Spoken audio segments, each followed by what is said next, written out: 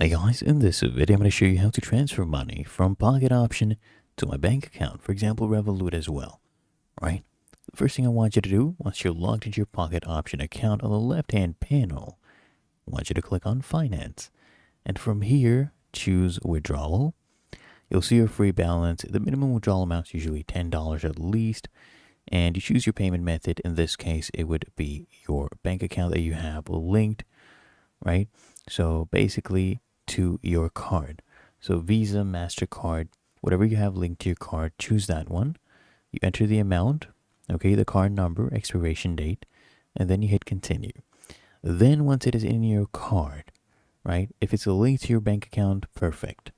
Or if it is, your Revolut account that you want to send it to, if you don't have the Revolut card, what you can do is you go to your bank account or banking app, okay, for that other card, you go ahead to the transfer section and you just send money, right? You can do international money transfer, for example, or you can send it Skrill to Skrill. Go ahead and import your contact or just send money to yourself. Just make sure this one is chosen as a bank account, and then you proceed, okay? They're really that easy.